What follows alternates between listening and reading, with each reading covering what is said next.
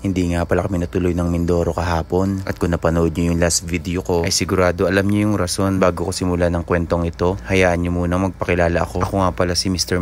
Isang hamak na gwapo sa mata lang ng asawa ko. At ayun nga, on the way tayo sa Mindoro. Actually, ang plano ay umalis sa bahay ng alas 4. At syempre, Filipino time tayo. Umalis kami ng alas 5. At ngayon nga, nasa pier na kami. Ayaw mag-commute, kaya sasakyan na ibabiyahe. Biyahe yun, rhyme ka na naman. At ayun nga, nagpapabook na kami ng sasakyan. At nililista muna ang aming pangalan. Unang pasok mo, magbabayad ka ng arrest rate. Private ito ha, sa halagang 129. Magbabayad ka rin pala ng terminal fee kahit hindi ka pumasok sa loob. At kahit may sasakyan ka, driver lang ang libre. Kahit ano palang sasakyan na private, ang presyo ay 3,327. Sa Pascat lang ariha. Hindi ko na alam sa iba. At ayun nga, hindi na nagtagal. Ay pumunta na kami sa rampa. At nag-uumpisa na silang magsakay ng sasakyan. At makikita mo na sobrang pinapatupad ang kanilang regulasyon dito sa Pantalan. At kung hindi ka nga sanay dito sa pagsasakay, sobrang malilito ka nga sa mga papel. Basta boss, hingin mo at ibibigay ko. Bago ka nga pala pumasok ng barko, ay check ang mga papel na hawak mo. Tamo yan si kuya, ang kapakute dahil nakakita ng video. Nakakatuwa lang kasi sobrang linis nila. Kung ako ang teacher, bibigyan ng mataas na marka. Pinagsasabi mo? Sabi nga pala nila ay dahan-dahan ng arangkada. At dun daw kami sa kanan paparada.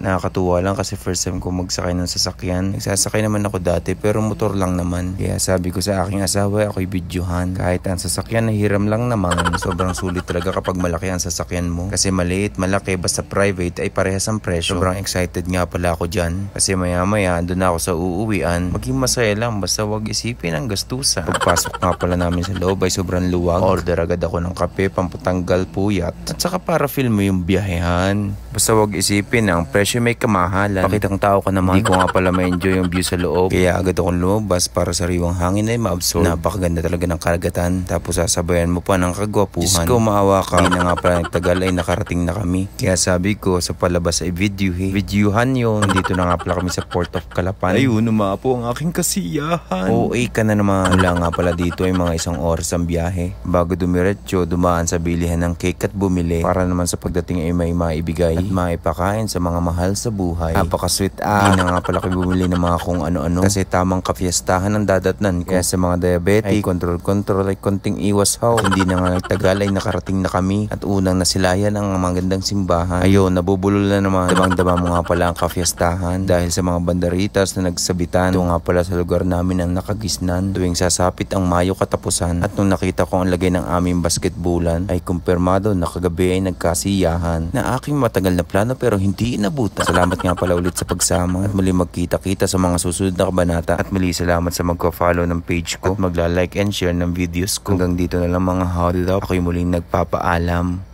Shoo!